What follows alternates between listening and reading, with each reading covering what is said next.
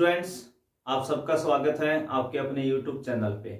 और जैसा आप सबको पता है, अपनी इम्पोर्टेंट क्वेश्चन सीरीज चल रही है और उसी में आज हम बात करेंगे एक नए वीडियो पर। और आज इस वीडियो में हम बात कर रहे हैं डिफरेंशियल इक्वेशन और पार्ट नंबर 2, और जिसमें भी अपना सेक्शन कौन सा चल रहा है, ए, जिसमें 1 मार्क्स के 3 क्वेश्चन आपसे बोर्ड में पूछे जाने वाले हैं, उसी के ऊपर हम बात करेंगे। और जो लास्ट वीडियो है वो अब तक आ चुका है, एक पार्ट इससे पहले आपको मिल चुका है, और उसमें हमने क्वेश्चन नंबर 1 से लेके 12 तक कवर कर लिए हैं। ठीक है, तो आज इस वीडियो में हम आगे कुछ और अच्छे क्वेश्चन से लेंगे और कोशिश होगी कि आज इस वीडियो के अंदर हम सेक्शन ए को कंप्लीट कवर कर लें। पूरी कोशिश होगी कि लास्ट तक हम सारे जो सेक्शंस ए के अंदर जितने भी क्वेश्चंस लेने हैं वो सारे कवर कर लें। तो बिना टाइम वेस्ट किए करते हैं आज का वीडियो स्टार्ट। तो आज पहला जो क्वेश्चन है आज का, वैसे नंबर अपना कौन सा है, 13 नंबर पे क्वेश्चन है। 12 आपको पहले ही मिल चुके हैं, और जो 13 नंबर क्वेश्चन है आपकी स्क्रीन पे भी आ चुका है। और क्वेश्चन आपका है कि dx upon dy is equal to h into x upon y के रूप वाले समघात अवकल समीकरण। समघात अवकल समीकरण का मतलब है होमोजीनियस डिफरेंशियल इक्वेशंस। किसकी बात कर रहा है, होमोजीनियस डिफरेंशियल इक्वेशंस को सोल्व करने के लिए कौन सा सब्स्टिट्यूशन हमें करना चाहिए। तो 4 ऑप्शंस भी आपको दिख रहे हैं। जैसे पहला ऑप्शन है y is equal to v x, दूसरा ऑप्शन है v is equal to y x, और तीसरा ऑप्शन है x is equal to v y, और फोर्थ ऑप्शन है x is equal to v। तो हमें यह पता है कि हम 2 टाइप के ही होमोजीनियस के क्वेश्चंस को डील करते हैं। 2 टाइप के हमारे पास क्या होते हैं, क्वेश्चंस होते हैं। एक जो टाइप होती है इस केस में dy upon dx is equal to h y upon x, एक तो ये होता है, और एक dx upon dy is equal to h x upon y. तो हम क्या करते हैं होमोजीनियस के अंदर, आप सभी को ध्यान होगा, ये जो हम x अपॉन वाई या y अपॉन एक्स जैसा बनाते हैं इसी को तो सब्स्टिट्यूट करते हैं, यानी x अपॉन वाई को ही क्या मानते हैं, v। यहां पे नोटेशन जो दिया जाता है वो क्या दिया जाता है, v। इंटीग्रेशंस में आपने देखा होगा जब हम पुट करते थे या सब्स्टिट्यूट करते थे उस टाइम क्या पुट करवाते थे, t, जबकि यहां क्या पुट करवाते हैं, v बस। तो x अपॉन वाई को हम क्या बोलेंगे, v। तो अगर इस y को उधर क्रॉस मल्टीप्लाई कर दें, y को क्या कर दें उधर क्रॉस मल्टीप्लाई, तो x इक्वल टू कितना आ जाएगा, vy। तो यानी हमें क्या सब्स्टिट्यूट करना चाहिए, x is equal to vy, और इस वाले केस में हम क्या सब्स्टिट्यूट करते हैं, y is equal to vx। मैं डायरेक्ट लिख रहा हूं, आप सबको पता है, अगर आपने होमोजेनियस का एक आधा क्वेश्चन भी किया है तो भी आपको आइडिया है इस बात का। तो x is equal to vy, तो कौन सा ऑप्शन सही होगा इसके अकॉर्डिंग, सी ऑप्शन क्या हो जाएगा सही। तो बुक का ही क्वेश्चन है और आसान सा क्वेश्चन है, बस ध्यान रखने वाली बात है, और बोर्ड में पूछा भी जा सकता है। तो आपको सिंपल सा ध्यान रखना है, जब भी हम होमोजेनियस डिफरेंशियल इक्वेशंस की बात करें, समघात अवकल समीकरण की बात करें, तो या तो हम y is equal to v x put करते हैं या x is equal to v y put करते हैं। ठीक है, तो इसी में हम और आगे अपना नेक्स्ट क्वेश्चन लेंगे, क्वेश्चन नंबर 14। और क्वेश्चन नंबर 14 आपका है, आपको 4 ऑप्शंस गिवन है। कितने ऑप्शंस गिवन है, 4 ऑप्शंस, और कह रहा है कि which of the following is a homogeneous differential equations, यानी जो 4 ऑप्शंस गिवन है उनमें से कौन सी ऐसी इक्वेशन है जिसको हम होमोजीनियस डिफरेंशियल इक्वेशन कह सके, यानी समघात अवकल समीकरण। तो ये आपको पहचानना है, तो पहचानते कैसे हैं वो भी देखते हैं। जैसे ऑप्शंस ए आपको गिवन है, क्वेश्चन नंबर कौन सा अपना ये 14।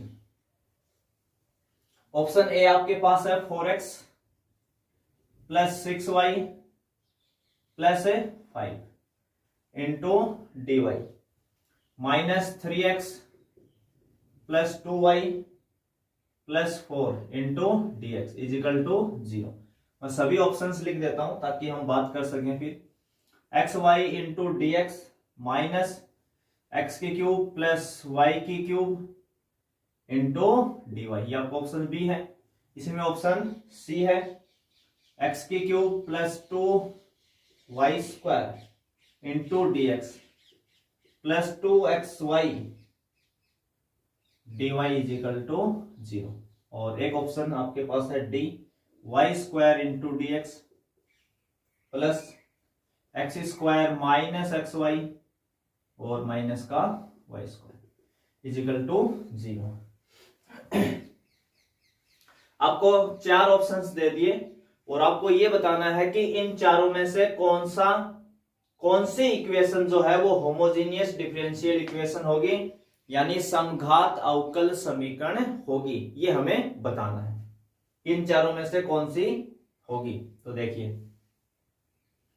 होमोजेनियस डिफरेंशियल इक्वेशन को हमें कैसे पहचानना है, कैसे आइडेंटिफाई करें कि ये होगी, वो समझने की कोशिश करेंगे हम। तो आपको क्या चेक करना है कि देखो, अगर ये चारों ऑप्शंस पे हम एक बार देखें तो सभी के अंदर एक्स वाई या कांस्टेंट ही आ रहा है, हर जगह एक्स वाई आ रहा है या फिर कोई कांस्टेंट वैल्यू, जैसे यहाँ 5 है यहाँ 4 है। तो पूरी जो डिफरेंशियल इक्वेशंस आपको गिवन है, अगर उस पूरी इक्वेशंस के अंदर एक्स वाई वेरिएबल चल रहे हैं और साथ में कोई कांस्टेंट भी आ रहा है, तो आपको हमेशा क्या चेक करना है, एक्स और वाई की पावर को चेक करना है। अगर एक्स वाई इनटू में है, मल्टीप्लाई में है, तो उनकी पावर को ऐड करना है। अगर एक्स वाई की टर्म के बीच में प्लस या माइनस लगा हुआ है तो आप उनको अलग अलग टर्म्स काउंट करेंगे। जैसे यहां 4x लिखा हुआ है, इसमें x की पावर कितनी है 1। यहां 6y लिखा हुआ है, इसमें y की पावर कितनी है 1। तो यहां पे प्लस आ गया दोनों के बीच में, तो 4x अलग टर्म है, 6y अलग टर्म है और 5 अलग टर्म है। और जब अलग अलग टर्म्स होंगे तो आपको हर टर्म्स में x और y की पावर का सम करना है, हर टर्म में। अगर वो इक्वल आता है तो आप बोलेंगे होमोजेनियस डिफरेंशियल इक्वेशंस है। जैसे यहाँ x की पावर कितनी है 1, यहाँ y की पावर कितनी है 1, और इस 5 में तो कोई x y है ही नहीं, तो इसकी पावर कितनी होगी 0। अगर x भी है तो पावर 0 समझेंगे, y भी है तो क्या समझेंगे 0। तो यहाँ 1 है, यहाँ 1 है, इसके पास एक्स वाई है ही नहीं, तो यहाँ पावर कितनी समझेंगे 0। तो पावर इक्वल नहीं है, इसके पास 1 है, इसके पास 1 है, इसके पास 0, तो ये होमोजेनियस डिफरेंशियल इक्वेशन नहीं है। ऐसे ही देखो, यहाँ एक्स वाई इंटू में है, तो एक्स के पास 1 है और वाई के पास भी 1 है, दोनों मिलके कितनी पावर बना लेंगे 2। जब भी एक्स वाई मल्टीप्लाई में होंगे तो आप पावर्स को ऐड करेंगे। हमें उस रूल पे नहीं जाना कि बेस इक्वल है तो ही पावर ऐड करना है। रूल ये कहता है एक्स और वाई की पावर का जो सम है वो इक्वल होना चाहिए। तो एक्स के पास 1 है, वाई के पास 1 है, दोनों के पास मिलके कितनी हो जाएगी 2। इसके पास यहाँ पावर टोटल कितनी है 2, इसके पास कितनी है 3, तो ये भी नहीं है, इसके पास 2, इसके पास 3, इक्वल ही नहीं है। यहाँ एक्स के पावर 3 है और यहाँ 2, ये भी नहीं है, तो लास्ट ऑप्शन बचा है यही होगा। फिर 3 ही नहीं है तो चौथा तो होना ही है। फिर यहाँ देखो y की पावर कितनी है 2, यहाँ x के पास कितनी है 2, यहाँ x के पास 1 और y के पास 1, दोनों के पास मिलके हो गई 2, यहाँ y के पास क्या है 2, तो सब में इक्वल है। तो ये कौन सी इक्वेशन आपकी समघात अवकल समीकरण, होमोजेनियस डिफरेंशियल इक्वेशंस। तो आपको बस यही बताना था कि चारों ऑप्शंस में कौन सी ऐसी डिफरेंशियल इक्वेशन है जो होमोजेनियस हो, समघात हो। तो कौन सा ऑप्शन सही आया अपना, डी ऑप्शन से सही आया। इसी में question number 15, x into d y upon d x minus y is equal to 2x²। और इस क्वेश्चन में आपको पूछ रहा है समाकलन गुणक या इंटीग्रल फैक्टर, यानी IF। क्या बताना हमें, IF बताना है, इंटीग्रल फैक्टर बताना है। तो अगर आपको क्वेश्चंस में ऐसे इंटीग्रल फैक्टर पूछता है तो फिर ये तो डाउट करना ही नहीं कि मेथड कौन सा होगा, उसको तो पहचानने की जरूरत है ही नहीं हमें, क्योंकि अगला स्पष्ट कह रहा है कि इंटीग्रल फैक्टर बताइए। और इंटीग्रल फैक्टर हम किस में निकालते हैं, लीनियर डिफरेंशियल इक्वेशंस में। किसके अंदर निकालते हैं, लीनियर डिफरेंशियल इक्वेशन में। और तो लीनियर डिफरेंशियल इक्वेशन होती है, उसकी जो स्टैंडर्ड फॉर्म होती है वो होती है dy upon dx plus py is equal to q। जो लीनियर डिफरेंशियल इक्वेशन, रैखिक अवकल समीकरण जो होती है, उसकी स्टैंडर्ड फॉर्म ये होती है dy/dx plus py is equal to q। तो इसमें नोटिस करने वाली क्या क्या बातें हैं? एक तो dy/dx का जो कोफिशिएंट होता है वो हमेशा 1 होता है। dy/dx का कोफिशिएंट कितना होता है? 1 होता है, पहली बात ध्यान रखने की। दूसरा, यहाँ पे जो py लिखा है, यहाँ पे जो y आएगा आपका, यानी इधर dy/dx है, तो जो y का टर्म होगा वो हमेशा किसकी तरफ आएगा? dy/dx। और बराबर में क्या रहेगा? q। तो यहाँ पे जो p और q है, ये दोनों क्या है? या तो x के फंक्शन होंगे, फंक्शन ऑफ x, या कोई कांस्टेंट वैल्यू होगी। कांस्टेंट वैल्यू मींस 2 आ जाएगा, 3 आ जाएगा, √2 आ जाएगा, 1/3 आ जाएगा, यानी कोई ऐसी वैल्यूज होंगी। तो p q के मान कैसे होंगे? या तो x के फंक्शन होंगे, x का फंक्शन होने का मींस x आ जाए, x² आ जाए, sin x आ जाए, इस टाइप से e⁻x आ जाए, या फिर कोई कांस्टेंट वैल्यू होगी, तब आपका ये मेथड अप्लाई होगा। तो इसमें तो हमें कह ही रहा है कि इंटीग्रल फैक्टर बता दो, तो कम से कम इतना तो आइडिया हो गया कि ये लीनियर डिफरेंशियल इक्वेशन है। और इंटीग्रल फैक्टर निकालने के लिए हमें बस एक फॉर्मूला याद करना है, IF का, शॉर्ट में लिखवाते हैं सभी टीचर्स इसको, I.F. I.F. का मतलब ही क्या है? इंटीग्रल फैक्टर है, और जिसका फॉर्मूला होता है e की पावर में इंटीग्रेशन का साइन pdx, e की पावर में इंटीग्रेशन का साइन pdx, ये होता है। तो सबसे पहले देखो, ये जो अपनी इक्वेशन है, इसको पहले मुझे इस फॉर्मेट में लाना है। अभी ये पूरी तरीके से सही नहीं लिखी हुई है, इसको एकदम सेट करना है। क्या कमी रहेगी इसके पास? dy अपॉन जो dx है उसका कोफिशिएंट यहां कितना है? x है, जबकि मुझे इस फॉर्म के अकॉर्डिंग कितना चाहिए? 1 चाहिए। तो कहने का मतलब मुझे x को हटाना पड़ेगा, और x को हटाएंगे कैसे? डिवाइड करके। तो पूरी इक्वेशन को डिवाइड बाई x, पूरी इक्वेशन को हम किससे डिवाइड करते हैं? x से डिवाइड करते हैं। तो अगर x का डिवाइड करते हैं तो यहां कितना आ जाएगा? dy अपॉन dx, माइनस इस y में करेंगे तो क्या लिखेंगे? y अपॉन x लिखेंगे ना, y में x का डिवाइड। इसी को मैं जानबूझ के ऐसे लिख रहा हूं, 1 upon x into y। 1 upon x into y का मतलब ही क्या है? y अपॉन x है, इज इक्वल टू 2x² में x का डिवाइड कर देंगे तो कितना बचेगा? 2x बचेगा। क्या बचेगा? 2x। ये जो इक्वेशन आई, चलो इसको दे देते हैं यहाँ पे फर्स्ट, है ना, इस इक्वेशन को बोल देते हैं first. dy upon dx minus 1 upon x into y is equal to 2x। ये कौन सी इक्वेशन बनी आपकी? Linear differential equation. ये भी क्या आपकी? लीनियर डिफरेंशियल इक्वेशन है, पर अभी ये किस फॉर्म में आ गई? स्टैंडर्ड फॉर्म में हमने इसको चेंज कर दिया। तो ये जो इक्वेशन फर्स्ट है, इसको आप कंपेयर करवाएंगे, इक्वेशन 1 कंपेयर विद। एग्जाम में हमें इतना नहीं लिखना भाई, ये मैं आपको दिखा रहा हूं, आगे क्वेश्चन जब हम करेंगे पूरा डिटेल में, 4 मार्क्स में भी करेंगे ऐसे क्वेश्चंस। पर यहां में क्या पूछा? केवल इंटीग्रल फैक्टर। तो मैं पहले से क्वेश्चंस करवा रहा हूं ताकि आपको लिखने का फॉर्मेट भी आपका बन जाए। बाकी हमें यहां से इसको सेट करना है, एक p की वैल्यू हमें निकालनी है, p ही से हमारा क्या आएगा? इंटीग्रल फैक्टर आएगा। तो equation 1 compare with dy upon dx plus py is equal to q। Integral factor आपको जब तक निकालना है तो आपके काम की जो वैल्यू है वो p है, बस हमें p चाहिए। तो देखो यहां y का कोफिशिएंट कौन है? p, और यहां y का कोफिशिएंट कौन है? -1 अपॉन x। तो जब आप कंपेयर करेंगे तो p की वैल्यू कितनी आ जाएगी? -1 अपॉन x। p चाहिए भाई, q तो हमें चाहिए नहीं, इसलिए यहां लिख भी नहीं रहे हैं, केवल किसकी वैल्यू लिख रहे हैं? p की। अगर आपकी प्रैक्टिस होगी तो आप केवल 10 सेकंड के अंदर ही यहां से पता कर लेंगे p का मान कितना है। बस x का डिवाइड करना है और y का जो कोफिशिएंट होगा वो कौन हो जाएगा? p। अब आपको बस इस पे क्या अप्लाई करना है? इंटीग्रल फैक्टर का फॉर्मूला, जो कि होता है e की पावर में इंटीग्रेशन pdx। तो p कितना आया? -1 अपॉन x dx।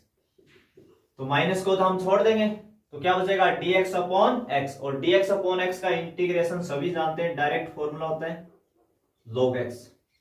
कितना होता है? log x। अब यह भी हमें पता है कि लॉग की एक फंडामेंटल प्रॉपर्टी होती है, अगर कभी भी पावर की जगह लॉग आ जाए, पावर की यानी घात की जगह लॉग आ जाए, तो उस वैल्यू का बेस और लॉग का बेस अगर सेम है तो कैंसिल हो जाएंगे। पर उससे पहले एक और डिमांड होती है कि लॉग का कोफिशिएंट कितना होना चाहिए, 1 होना जरूरी है। लॉग का कोफिशिएंट कितना होना चाहिए, 1। तो यहां पे तो 1 नहीं है, यहां पे कितना है, -1 है। 1 तो है पर क्या है, -1, तो नेगेटिव भी नहीं आना चाहिए, यानी पॉजिटिव 1 होना चाहिए। तो इस माइनस को हटाएंगे तो ये इसकी पावर में आ जाएगा लॉग की प्रॉपर्टी से। तो हम क्या लिख सकते हैं इसको, e की पावर में log x की पावर -1, ये जो माइनस है ये x की पावर में आ गया, e से log क्या हो जाएगा आपका कैंसिल, तो क्या हो जाएगा x की पावर -1, और इसको हम क्या बोलेंगे 1/x, इसको क्या बोलेंगे 1/x। तो ये क्या आ गया आपका इंटीग्रल फैक्टर। तो इसके हिसाब से कौन सा ऑप्शन सही हो जाएगा आपका, सी ऑप्शन क्या हो जाएगा, सही हो जाएगा। तो मैंने इसमें आपको स्टैंडर्ड फॉर्म भी बता दी, कैसे कंपेयर करते हैं, कैसे लिखते हैं वो भी बता दिया। जो हम नेक्स्ट क्वेश्चन करेंगे उसको बिल्कुल शॉर्ट में करेंगे।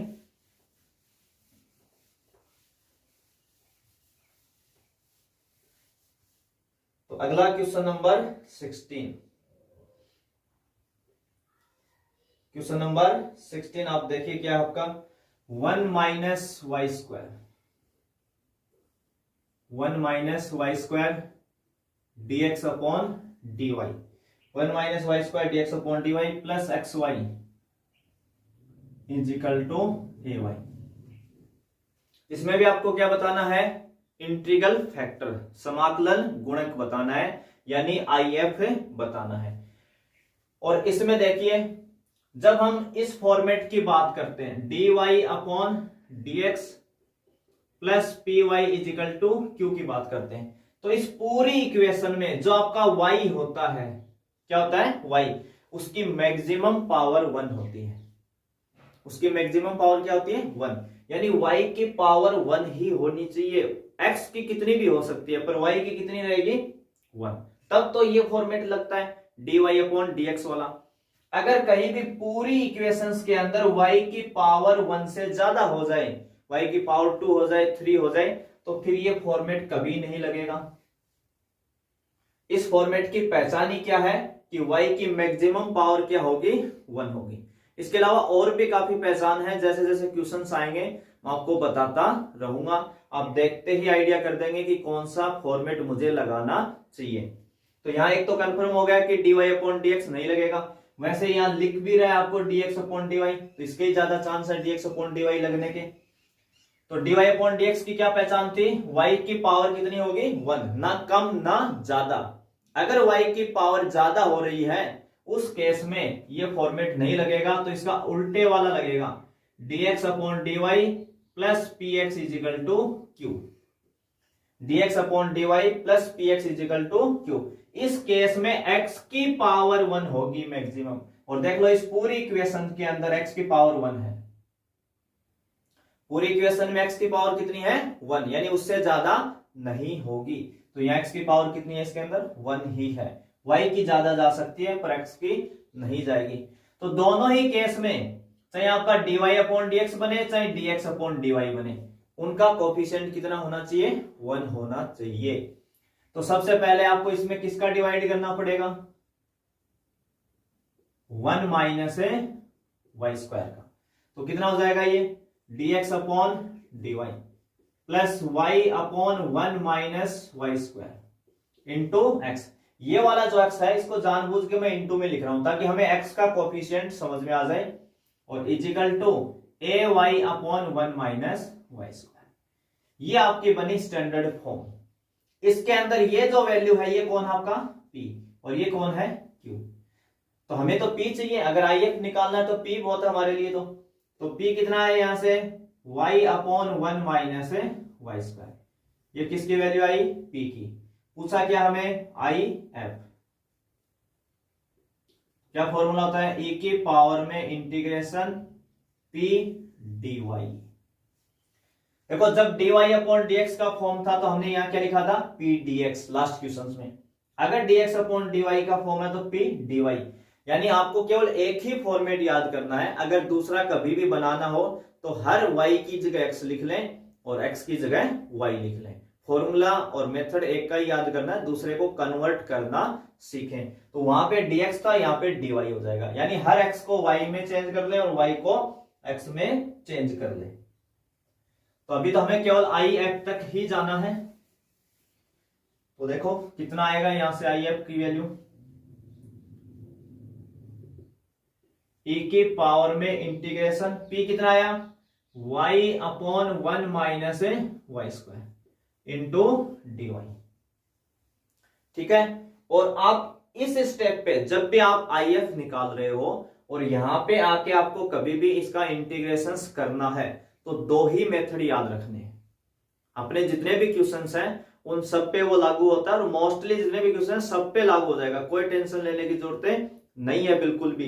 दो ही चीजों पे फोकस करना है। यहाँ पे जो भी फंक्शन आएगा उसका इंटीग्रेशन या तो डायरेक्ट आपके पास फॉर्मूला होगा, यानी ऐसी कोई वैल्यू आएगी जिसपे डायरेक्ट फॉर्मूला अप्लाई हो जाएगा। अगर डायरेक्ट फॉर्मूला अप्लाई नहीं होता है तो फिर आप हमेशा सब्स्टिट्यूशंस मेथड अप्लाई करें। इन दो चीजों को ही फोकस करें, आपके सारे क्वेश्चंस कवर हो जाएंगे इससे। तो एक तो डायरेक्ट फॉर्मूला अप्लाई हो जाएगा, अगर फॉर्मूला नहीं हो रहा तो फिर सब्स्टिट्यूशन मेथड। तो यहां पे देखो डायरेक्ट फॉर्मूला तो है नहीं अपने पास, तो कौन सा मेथड लगाना पड़ेगा, सब्स्टिट्यूशंस मेथड। सब्स्टिट्यूशंस मेथड जो हम इंटीग्रेशन में यूज लेते थे वो, तो 1 माइनस वाई स्क्वायर को क्या पुट करना पड़ेगा यहाँ पे t। 1 का डिफरेंशिएशन होता है 0, जिसको हम पुट करते हैं उसका डिफरेंशिएशन करते हैं। तो 1 का 0 माइनस वाई स्क्वायर का 2y, फिर y का dy इक्वल t का dt। तो ऊपर देखो y dy है केवल, माइनस 2 एक्स्ट्रा आ गया तो इसको हम हटा देंगे। y dy is equal to minus dt upon 2। ये सारी वैल्यू आप वापिस फंक्शन में रखवा दोगे। तो e की पावर में इंटीग्रेशन माइनस 1/2 तो बाहर लिख दें, कांस्टेंट है, अंदर क्या आ जाएगा dt अपॉन t। और dt अपॉन t कितना हो जाएगा, सबको पता है log t। और अभी हमने लास्ट क्वेश्चन में किया था कि यहाँ जो भी कांस्टेंट वैल्यू आएगी वो log के आगे आ जाएगी। t की पावर कितना हो जाएगा माइनस 1/2। e से log क्या हो जाएगा कैंसिल, तो t की पावर माइनस 1/2 कौन log है 1 अपॉन रूट टी। नीचे लेके आएंगे तो प्लस हो जाएगी पावर 1/2 और t की पावर 1/2 को ही हम क्या लिखते हैं रूट टी। रूट टी का मतलब ही क्या होता है t की पावर हाफ, और t आपने किसको कहा था 1 माइनस वाई स्क्वायर। तो ये आपका कोई ऑप्शन हो जाएगा 1 अपॉन रूट में 1 माइनस वाई स्क्वायर। तो ऑप्शन डी आपका मैच हो जाएगा इसके अकॉर्डिंग। ठीक है। इससे आगे एक दो स्टेप का ही बचता है इसका 4 नंबर में जो क्वेश्चंस पूछा जाएगा उसमें, क्योंकि ये तो हमें निकालना ही है सब में। आइए तो उससे आगे जनरल सॉल्यूशन और हम लिखते हैं, तो वो आगे जब क्वेश्चंस आएंगे उसमें करेंगे। अब काफी सोचेंगे सर 1 मार्क्स में तो काफी बड़ा चला गया, तो थोड़ी सी आपकी प्रैक्टिस होनी चाहिए। इसको यहीं से आप सोचेंगे कि p की वैल्यू क्या आती है, डायरेक्ट फॉर्मूले में रखेंगे और इंटीग्रेशंस करेंगे। इतना ज्यादा डिटेल में जाने की जरूरत नहीं है, ये आपको समझाने के लिए है। आपकी प्रैक्टिस होगी तो आप ये सारी चीजें तुरंत समझ जाओगे इसको कैसे सॉल्व करना है। बस इसी की तो प्रैक्टिस करनी है आपको बोर्ड एग्जाम के लिए।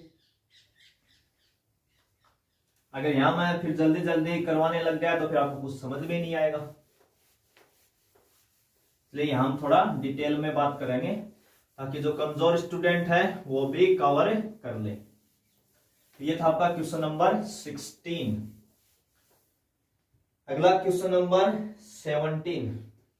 क्वेश्चन नंबर 17 आपको एक differential equation y dx minus x dy upon y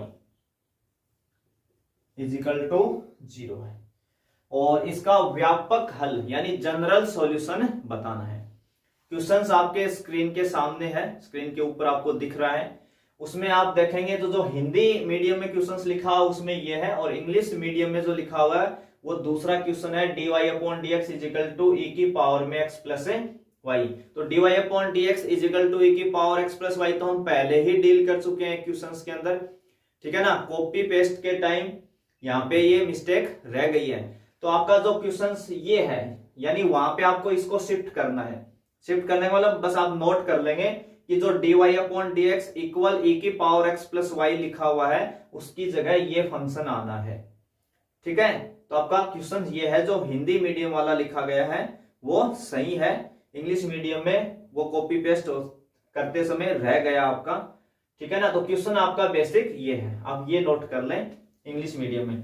तो आपको बताना वही है, जनरल सॉल्यूशन बताना है इस डिफरेंशियल इक्वेशंस का।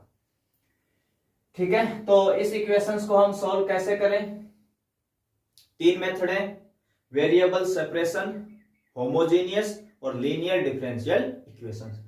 तो ये बिल्कुल छोटा सा क्वेश्चन है, और जब क्वेश्चन छोटा हो तो आप पहले वेरिएबल सेपरेशन मेथड एक बार ट्राई करें, क्योंकि ज्यादा एक्स वाई उलझा हुआ नहीं है तो फिर वो सेपरेट होने के चांसेस उसमें होते हैं। तो अगर इसको हम एक बार ट्राई करें तो देखो क्या आ जाएगा। अगर इस y को इधर क्रॉस मल्टीप्लाई कर दें तो ये तो 0 ही हो जाएगा। तो y dx minus x d y equal to कितना आ गया? 0। x dy को ना उधर लेके चलेंगे तो प्लस का इक्वल में कितना आ जाएगा? y dx कितना आ जाएगा? y dx, x dy गया तो उधर प्लस का। अब ये इसके नीचे आ जाएगा dy upon dx, dy upon y is equal to dx upon x। ठीक है, ये बात समझ में आई भाई? वेरिएबल क्या कर दिया हमने? सेपरेट कर दिया ना, समझना भी इस बात को। सबसे पहले इस y को इधर क्रॉस मल्टीप्लाई किया तो ये तो 0 हो गया, फिर इस x dy को उधर लेके गए, हमने लिख इधर दिया और इसको उधर लिख दिया, तो दोनों को एक साथ चेंज किया तो साइन चेंज नहीं होगा। देखो बीच में माइनस है, उधर लेके जाएंगे तो दोनों के वैल्यू के बीच में क्या जाएगा? इक्वल। यहां से वेरिएबल क्या करते हैं? सेपरेट। हम शुरू से ही कोशिश कर रहे हैं वेरिएबल सेपरेट करने की। तो ये y जो है ये इस dy के नीचे आ जाएगा और ये x उस dx के नीचे चला जाएगा। वेरिएबल सेपरेशन का मीनिंग यही है कि y के टर्म्स एक तरफ, x के टर्म एक तरफ। तो कितना बनाइए? dy upon y is equal to dx upon x। अगर क्रॉस मल्टीप्लाई करेंगे तो वापिस आपको यही मिल जाएगा।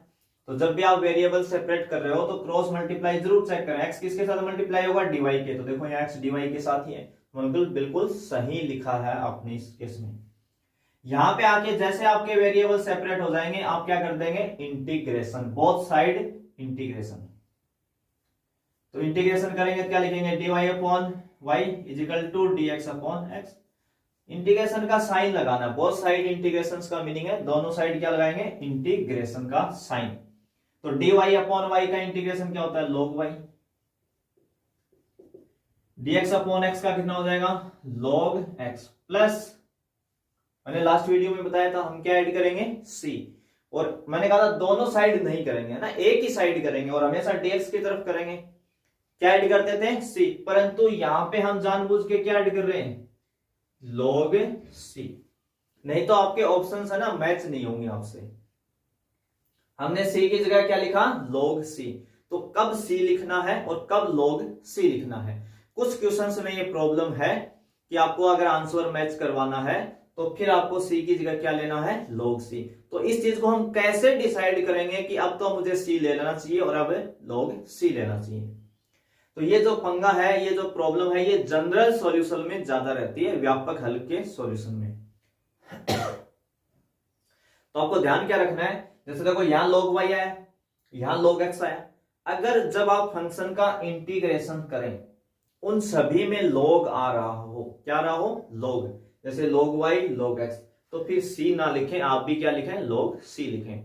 c वैसे यहाँ पे क्या है? आर्बिट्रेरी कांस्टेंट है, कोई फर्क नहीं पड़ रहा आप c को कैसे यूज कर रहे हैं। c लिख लें, log c लिख लें, साइन इनवर्स c लिख लें, टेन इनवर्स c लिख लें, टेन c लें, कोई फर्क नहीं पड़ना, क्योंकि इनका डिफरेंशिएशन तो क्या होना है? 0 होना है वापिस रिटर्न में। तो इससे कोई फर्क नहीं पड़ेगा। तो कब हमें c की जगह log c लिखना है? तो अगर पूरे इक्वेशन में log आ रहा है तो आप c की जगह क्या यूज कर लेंगे? log c। तो ये हो जाएगा देखो log y equal log m plus log n, तो कितना हो जाएगा? log mn हो जाएगा। तो ये कितना हो जाएगा? cx। कंपेयर करेंगे ना, बाय कंपेयरिंग, कंपेयर करेंगे तुलना से log हट जाएंगे तो y बराबर कितना आ जाएगा? cx आ जाएगा। तो ये आपका क्या आ गया? जनरल सॉल्यूशन है ना, व्यापक हल। y इक्वल तो क्या आ जाएगा? cx आ जाएगा। तो इसके हिसाब से कौन सा ऑप्शन मैच हो जाएगा? c। ठीक है, तो हमें सी की जगह log c कब लिखना है, जब सभी फंक्शन के आंसर log में हो, सारे log में आ रहे हो, तो आप भी सी की जगह क्या लिख लें, log c लिख लें। नहीं तो फिर आप सी लिखेंगे तो आपको आंसर मैच मिलेगा नहीं, गलत कर देंगे आप फिर। तो ये देखना है, सबने पढ़ा है तो इतना सबको आइडिया है कि कब सी की जगह log c लिखा जाता है। इसी में क्वेश्चन नंबर जो 18 है आपका, ये है dx upon dy plus p1x is equal to q। जो लीनियर डिफरेंशियल इक्वेशन होती है उसका एक फॉर्मेट तो ये होता है dy upon dx plus py is equal to q, और दूसरा ये होता है ना उल्टा वाला। तो ये तो आपका है dy upon dx plus py is equal to q। कई बार हम क्या करते हैं कि इसका जब अपोजिट अदर फॉर्म लिखवाते हैं तो dx upon dy plus px is equal to q लिखवा देते हैं, यानी p1 q1 नहीं लेते हैं, pq ले लेते हैं। बुक में जरूर आपका p1 q1 दिया हुआ है, उसमें कोई डाउट नहीं है, पर हम उसको नोट करवाते समय pq ही बोल देते हैं वापिस। तो कोई फर्क नहीं पड़ना pq और p1 q1 से, बस आपका जहां pq आ रहा था वहां पे क्या आना शुरू हो जाएगा, p1 q1 हो जाएगा। तो जो ये वाला फॉर्मेट है ना, दोनों पे बात करते हैं।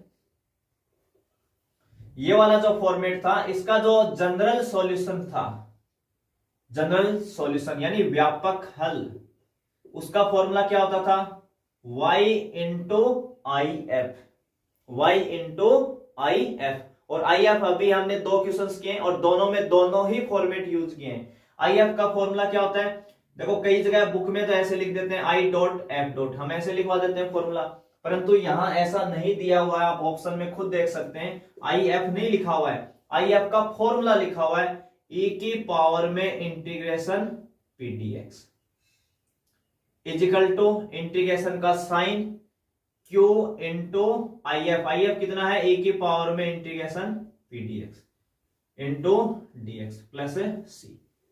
ये जनरल सॉल्यूशन का फॉर्मूला है किसका, dy अपॉन dx का। तो इसका कितना होगा, इसका आपको ये याद है तो इसका लिखने के लिए क्या करना बताया था मैंने, y की जगह x लिख ले और x की जगह y लिख ले, बस इतना ही चेंज करना है। तो इस y की जगह कितना आ जाएगा, यहाँ पे x आ जाएगा, इंटू में e की पावर में इंटीग्रेशन आ जाएगा, p की जगह इसने क्या लिख रखा है p1, तो हम p1 लिख देंगे, इंटू में dy इजिकल टू इंटीग्रेशन का sign q into I F, ये आई एफ ही तो है, e की पावर में इंटीग्रेशन p1 dy और इंटू dy प्लस c। तो ये आपका आंसर हो जाएगा, केवल फॉर्मूला ही आपसे पूछा हुआ है, तो इसके हिसाब से कौन सा ऑप्शन मैच हो जाएगा।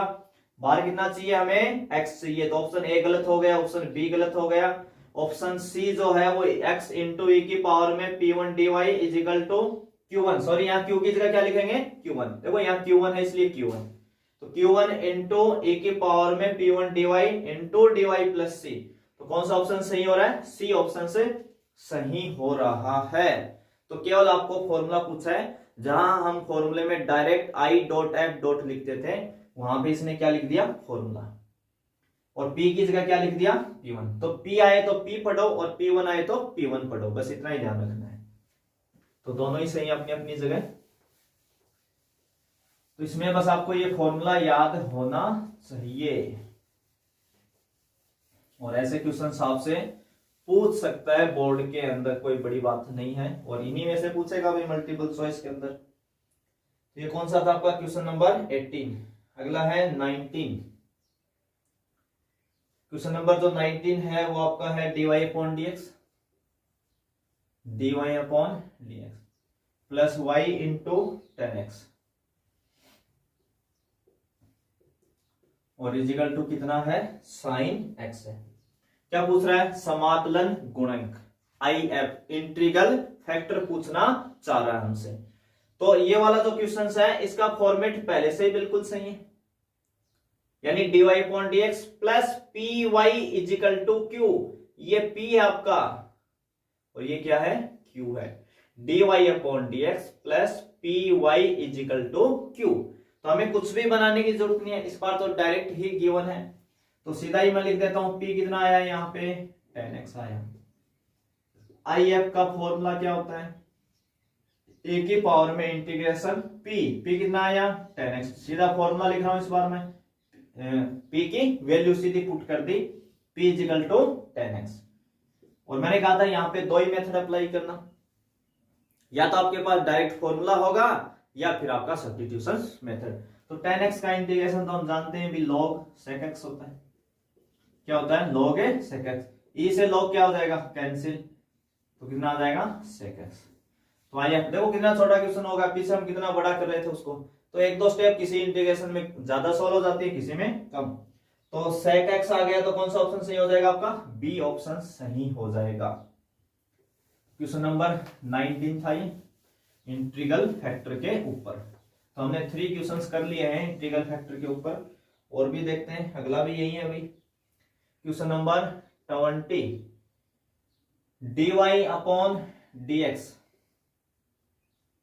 Plus 1 upon sine x, 1 upon sine x into में कितना है y, और इजिकल टू में कितना है e की पावर x है। इसका इंटीग्रल फैक्टर बताना है, समाकलन गुणक बताना है, क्या आएगा। और आप देखो ऑप्शंस देख सकते हैं, ऑप्शन ए है tan xy2, ऑप्शन बी है cosec minus cot x, option C है ए एंड बी। तो यानी कभी अगर ऐसा कोई ऑप्शन भी देता है कि सी में कह रहा है कि ए और बी दोनों हो सकते हैं, तो फिर आपको ध्यान रखना है कि क्या दोनों हो सकते हैं या नहीं हो सकते। अगर ऐसा कोई ऑप्शन आता है तो आप जरूर नजर रखेंगे। और डी है एनओटी यानी नन ऑफ दीज, इनमें से कोई नहीं। तो ए होगा, बी होगा या सी होगा। ए कह रहा है कि tan xy2 आएगा, बी कह रहा है cosec माइनस कोटेक्स आएगा, और सी कह रहा है कि ए और बी दोनों ही सही हैं, और डी कह रहा है कि कोई सही नहीं है। तो चलो देखते हैं क्या सही है। ऑप्शन थोड़े अलग से लगाए हैं इसके अंदर, तो आप नजर रखेंगे। dy upon dx plus P Y, I F की बात कर रहा है तो लीनियर डिफरेंशियल इक्वेशन होगी, इसमें तो कोई डाउट ही नहीं है। तो dy upon dx plus P Y is equal to Q. और अभी मैंने बताया था कि अगर हमें आई एफ निकालना है तो p बहुत है हमारे लिए, तो p कौन हो गया 1 अपॉन साइन एक्स। यहां जो y का कोफिशियंट होता है वही कौन होता है, p होता है। तो 1 अपॉन साइन एक्स कितना हो जाएगा कोसेक एक्स। 1 अपॉन साइन को क्या लिख सकते हैं कोसेक एक्स। तो आई एफ e की पावर में पी डी एक्स, इंटीग्रेशन के साइन में p कितना आया कोसेक एक्स, और कोसेक एक्स का इंटीग्रेशन कितना हो जाएगा आपका, कोसेक एक्स का कितना हो जाएगा log cosec minus cot x. Cosec x का है ना, ऑप्शन में थोड़ा सा चेंजिंग करना पड़ेगा भाई हमें, कोसेक माइनस अच्छा चलो भाई कोई दिक्कत नहीं, सही है बिल्कुल सही है, ऑप्शंस बिल्कुल सही है। e की पावर में कोसेक एक्स का कितना हो जाएगा log cosec x minus cot x. e से log क्या हो जाएगा कैंसिल, तो क्या है आपके पास कोसेक एक्स माइनस कोटेक्स। तो एक ऑप्शन इसके अकॉर्डिंग तो कौन सा ऑप्शन सही हो गया बी। और अगर आपने बी पे टिक लगा दिया तो फिर आपका क्वेश्चन हो जाएगा गलत। क्या हो जाएगा गलत, क्योंकि अभी देखो कोसेक माइनस कोटेक्स जो होता है वो tan xy2 भी होता है। इसके दो फॉर्मूले हम लिखवाते हैं। कोसेक माइनस कोटेक्स किसके इक्वल होता है, कोसेक माइनस कोटेक्स किसके इक्वल होता है tan xy2 के इक्वल होता है। तो इसका मतलब ऑप्शन ए एंड बी दोनों सही है। तो ऑप्शन कौन सा सही हुआ सी। कौन सा सही होगा सी, क्योंकि ए भी आ रहा है और बी भी आ रहा है। तो ये दोनों के इंटीग्रेशंस के फॉर्मूले हम डायरेक्ट लिखवाते हैं। कोसेक एक्स का तो लिखवाते हैं एक तो log कोसेक माइनस कोटेक्स, और एक दूसरा लिखवाते हैं log tan xy2। तो log तो कैंसिल हो जाता है e की वजह से, ठीक है। तो ये फॉर्मूला होता है भाई cosec minus cot x is equal to tan xy2। और जिसको डाउट है उसको मैं दिखा देता हूं भी, है ना। कईयों को मान लो किसी ने नहीं लिखा हो इसका दूसरा फॉर्मूला इंटीग्रेशंस के अंदर, अगर नहीं आता है तो एक बार देख सकते हैं। कोसेक एक्स माइनस कोटेक्स, इसकी वैल्यू हम देखते हैं। कोसेक को क्या लिख सकते हैं 1 अपॉन साइन एक्स। कोट कितना होता है कोसेक्स अपॉन साइन एक्स, इसमें तो कोई डाउट ही नहीं है किसी को। एलसीएम कितना आ जाएगा साइन एक्स, ये बन जाएगा 1 माइनस कोसेक्स। बस आपको 1 माइनस कोस एक्स का क्या आना चाहिए, फॉर्मूला ट्रिग्नोमेट्रिक का। तो 1 माइनस कोस एक्स होता है 2 साइन स्क्वायर एक्स बाई 2। नीचे क्या लिखा हुआ है, साइन एक्स। तो साइन एक्स का फॉर्मूला सबको आता है, अब तक तो 2 sine x by 2 into cos x by 2। 2 से 2 कैंसिल, साइन एक्स बाई 2 से इसकी एक पावर कैंसिल, तो एक साइन और एक कोस बच जाएंगे, जिसको हम क्या लिख सकते हैं, टेन एक्स बाई 2। कितना लिख सकते हैं, टेन एक्स बाई 2। तो दोनों ही ऑप्शंस के आपके सही हैं। ये चीज आपको नजर रखनी है इसके ऊपर, ठीक है। कहीं ऑप्शन ए या बी में किसी एक को सोल्व कर दो और बस सोचो कि यही सही है। तो दोनों ही फॉर्मूले आपको याद रखने हैं। अगर कोई ऐसा ऑप्शंस कभी दे कि ए एंड बी बोथ क्या है, सही है, तो फिर एक बार आपको जरूर ध्यान देना है कि कोई फॉर्मूला है क्या हमारे पास ऐसा। तो मैंने यहां पे आपको प्रूफ भी दिखा दिया कि कोसेक माइनस कोट कितना होता है, टेन एक्स बाई 2 होता है।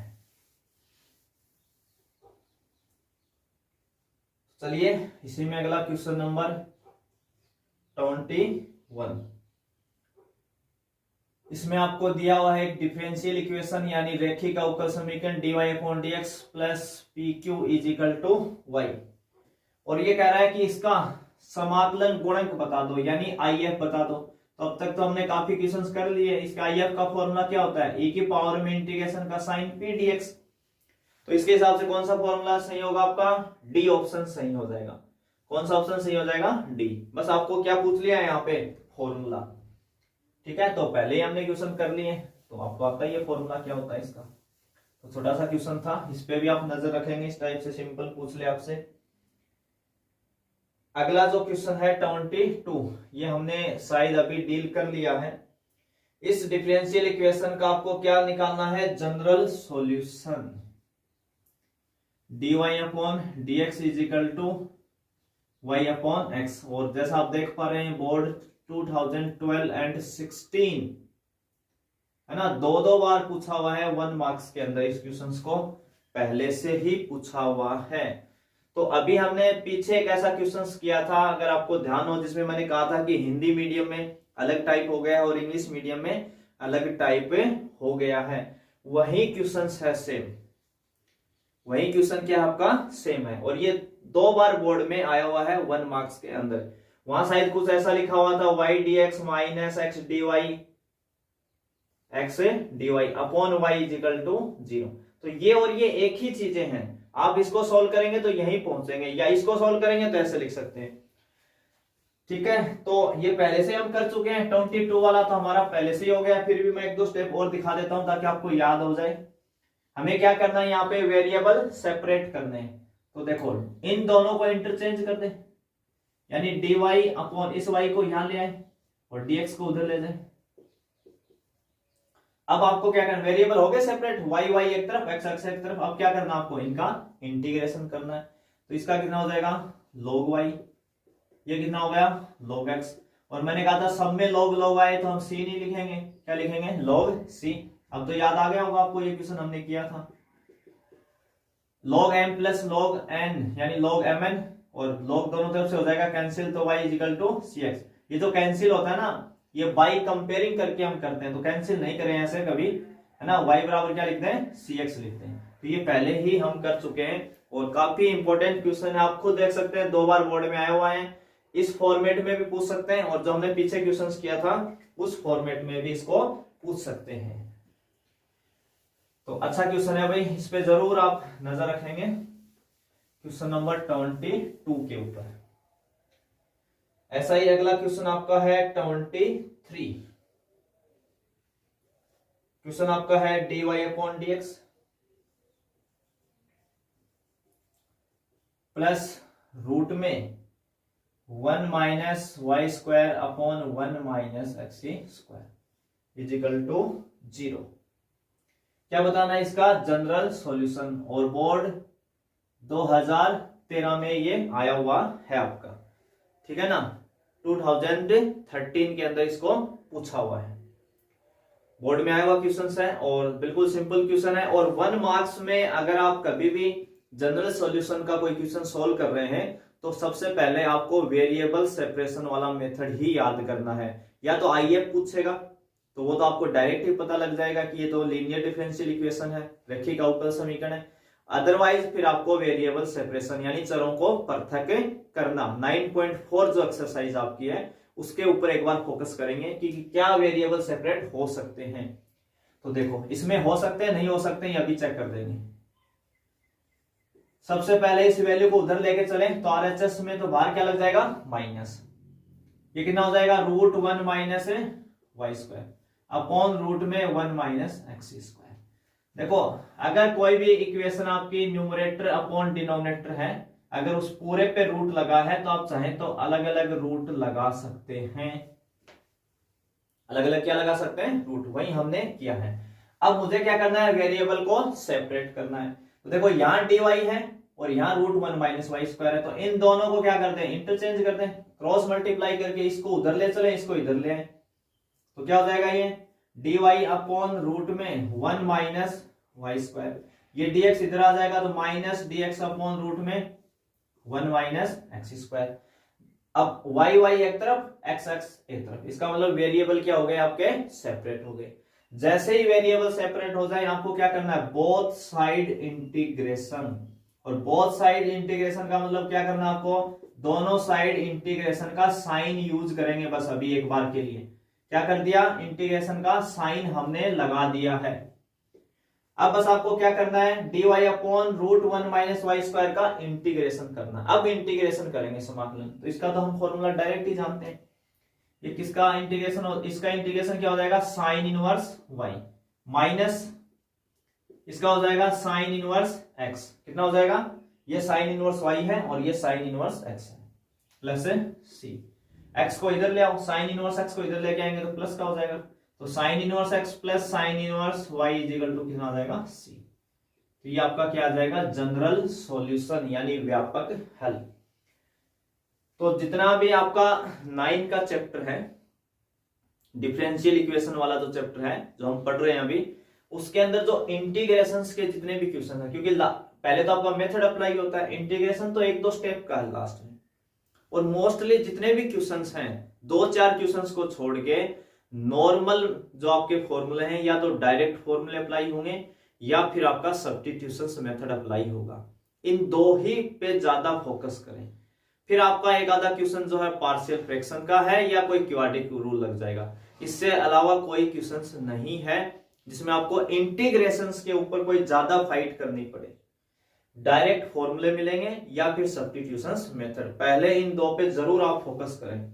तो लगभग आपके डिफरेंशियल इक्वेशंस के क्वेश्चन में इंटीग्रेशन सॉल्व हो जाएगा।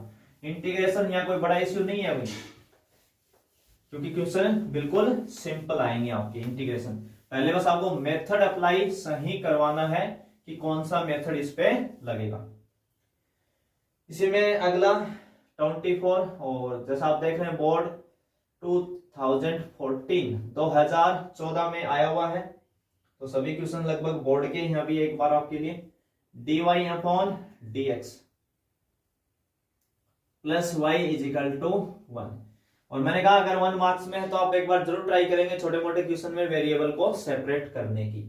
तो देखो यहाँ पे अगर हम वेरिएबल को सेपरेट करें, चरों को अलग अलग करें, तो सबसे पहले इस y को उधर ले जाएं तो कितना हो जाएगा 1 माइनस वाई। अब ये पूरा फंक्शन y का हो जाएगा, तो इसको हम इधर क्रॉस मल्टीप्लाई करके dx की जगह ले जाएं और dx को उधर ले जाएं, तो क्या लिख सकते हो dy upon 1 minus Y is equal to dx। तो क्या हो गया आपके वेरिएबल सेपरेट। जैसे ही वेरिएबल क्या हो जाए सेपरेट, तो आपको क्या करना है इंटीग्रेशन, तो इंटीग्रेशन का क्या कर देंगे साइन लगा देंगे बस dx। तो हम सबको पता है अगर यहाँ पे ये dx अपॉन y माइनस 1 होता, क्या होता है यहाँ पे y माइनस 1, तो हम कितना लिखते हैं log y माइनस 1। अब कितना लिखेंगे log 1 माइनस वाई, है ना, आएगा तो log में ही आंसर आपका, परंतु देखो यहाँ पे y नेगेटिव है। जब आप इस पे सब्स्टिट्यूशंस मेथड अप्लाई करोगे तो 1 माइनस वाई को t पुट करोगे, तो 1 माइनस वाई इजिकल टू क्या आएगा t, है ना, मैं दिखा देता हूं 1 माइनस वाई इजिकल टू कितना आया t। इसका हम क्या करते थे डिफरेंशिएशन, 1 का 0 माइनस वाई का dy और t का dt, तो dy बराबर क्या आ जाएगा माइनस dt। तो देखो dt की तरफ क्या जा रहा है माइनस, तो जब भी आप यहाँ पे शॉर्ट में लिखें तो कोई दिक्कत नहीं है, dx अपॉन x का log x सबको पता है, तो dy अपॉन 1 माइनस वाई का भी log 1 माइनस वाई हो जाएगा, परंतु y के साथ नेगेटिव है इसलिए हम नेगेटिव का डिवाइड कर देते हैं, जो कि इंटू में आ जाएगा, है ना। नीचे 1 दिखाने का कोई फायदा तो है नहीं, तो इंटू में सीधा क्या लगा देते हैं, माइनस। तो आप डायरेक्ट जब भी लिख रहे हैं तो फिर ये ध्यान रखें, जब भी y या x क्या आएगा यहाँ पे नेगेटिव, तो एक साइन एक्स्ट्रा नेगेटिव बाहर लगाना है।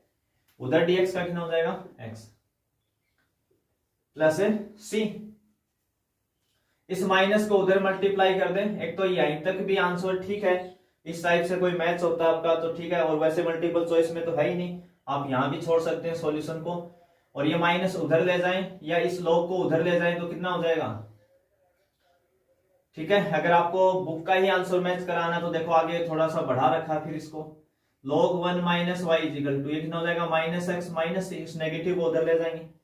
हमें पता है log को हटाएंगे तो log का बेस कितना है यहाँ e, जिस दिन ये log हटेगा e इसके चरणों में, इसके चरणों में, यानी e यहाँ नीचे आ जाएगा। जिसको ये बातें नहीं पता तो वो log के ऊपर मेरे वीडियो देख सकते हैं, डिफेंस क्लासेज में पढ़े log के ऊपर 5 वीडियो, जिसमें आपको बेसिक कंसेप्ट भी समझ में आएगा और log की प्रॉपर्टी भी सभी को ढंग से एक्सप्लेन किया गया वहां पे, ठीक है ना। तो हम इस जिस log को हटाएंगे तो log का जो बेस है वो इधर RHS के नीचे चला जाएगा, तो यानी क्या लिखेंगे, 1 माइनस वाई इजिकल टू ई की पावर माइनस एक्स माइनस सी, ई यहां नीचे आ जाएगा, ये y उधर जाएगा प्लस का, ये इधर आएगा तो माइनस का, ई की पावर माइनस एक्स माइनस सी, y उधर गया तो किसका हो जाएगा, प्लस का।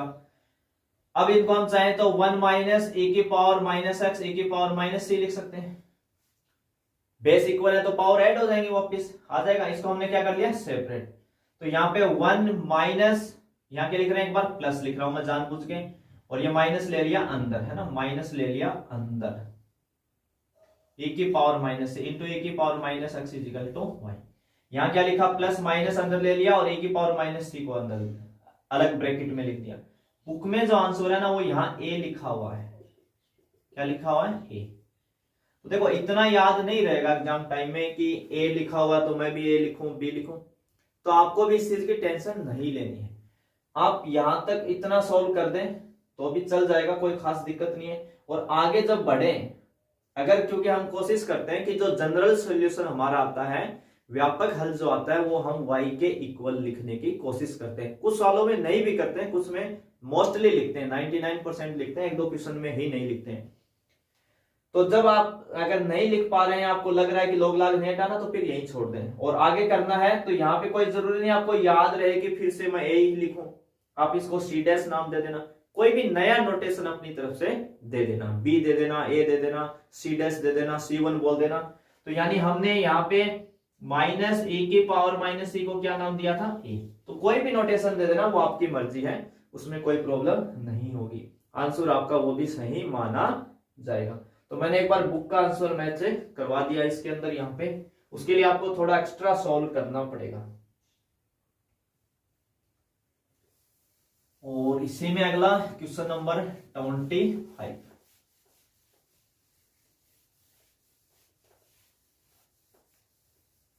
तो देखिए क्वेश्चन नंबर 25, और जैसा आप देख पा रहे हैं ये भी बोर्ड 2015 में आया हुआ है। क्वेश्चन आपका है dy upon dx is equal to 1 plus Y square upon 1 plus X square. 1 marks का है, वेरिएबल सेपरेशन मेथड से ही सॉल्व हो जाएगा, दिख रहा है स्पष्ट, वेरिएबल आपके सेपरेट हो रहे हैं। काफी क्वेश्चन हमने कर लिए, तो इन दोनों को इंटरचेंज कर देते हैं। तो dy के नीचे क्या आ जाएगा, इधर 1 माइनस वाई स्क्वायर, dx इसकी जगह चला जाएगा dx upon 1 plus X square. हो गया आपके वेरिएबल सेपरेट। अब क्या कर देना, आपको इंटीग्रेशन कर देना है। तो dy upon 1 plus Y square का इंटीग्रेशन का डायरेक्ट फॉर्मूला होता है, सबको पता है, tan इनवर्स y। इसका कितना हो जाएगा, tan inverse x plus c। ठीक है, तो आपका ये ऑप्शंस या इतना सॉल्यूशन भी क्या है, सही है, कोई दिक्कत नहीं है। कई बार इसको कुछ बुक में या कुछ जगह एक्स्ट्रा भी सॉल्व किया हुआ होता है, बाकी यहां तक भी क्या है, फिट है। और किसी को अगर एक्स्ट्रा सॉल्व करना है तो मैं थोड़ा आइडिया दे देता हूं। tan inverse y is equal to कितना है हमारे पास, tan inverse x plus c। इस c की जगह है ना कुछ बार क्या लिखवा देते हैं, tan इनवर्स c। मैंने कहा था ना c जो है ना ये रंग बदलता है, बार बार चेंज होता रहता है, किसके अकॉर्डिंग, जैसे बाकी आ रहे हैं। मैंने कहा था सब जगह log log आए तो तुम भी c मत बोलना, log c लिख देना। तो सब जगह tan इनवर्स आ रहा है तो आप c ना लिखें, क्या लिख सकते हैं, tan इनवर्स भी लिख सकते हैं, tan इनवर्स c। तो कई स्टूडेंट सोच रहे हैं सर पीछे भी किया था एक sin inverse x sin inverse y वाला क्वेश्चन, उसमें तो आपने c लिखा था, आप चाहें तो वहां भी sin इनवर्स c लिख लें और उसको आगे सोल्व कर लें, जैसे मैं इसको सोल्व करवा रहा हूं। तो ये सारे जो है ना कई जगह एक्स्ट्रा दे देते हैं, कई बार कम दे देते हैं, तो कोई के ध्यान रहे और करना चाहे तो कर सकता है, कोई ज्यादा खास जरूरी भी नहीं है। तो स्टूडेंट तो कम ही करने में खुश रहते हैं, है ना, कौन इतना सरदर्द लेगा। तो हमने क्या किया, tan इनवर्स x को इधर ले आए तो ये माइनस हो जाएगा, इस पे tan inverse x minus tan inverse y का फॉर्मूला लगा दिया, tan inverse x minus tan inverse y। तो y की जगह x है और x की जगह y है, उल्टा लिखा हुआ है। तो अब क्या लिखेंगे, tan inverse x minus tan inverse y कितना होता है, tan inverse x minus y upon 1 plus xy is equal to tan inverse c। अगर हम कंपेयर कर दें, तुलना कर दें, तो tan इनवर्स हट जाएगा, तो y minus x upon 1 plus xy is equal to c। तो y minus x c into 1 plus xy, तो आपको ये आंसर भी मिल सकता है। ऐसा क्वेश्चन मल्टीपल चॉइस में पूछ ले आपसे और ये वाला आंसर ऑप्शनों में दे दे, तो फिर आप यहां सर पकड़ के मत बैठ जाना कि मुझे तो कोई मिला ही नहीं, और आप कहीं NOT नन ऑफ दीज को सही करके आ जाए। ठीक है ना, मैंने इसलिए करवाया आगे इसको सोल्व, क्योंकि अगर मल्टीपल चॉइस में डाल दे इन क्वेश्चंस को और ऐसे ऑप्शंस लगा दे तो फिर आपको आगे सोल्व करना है, ये आपको ध्यान रखना है।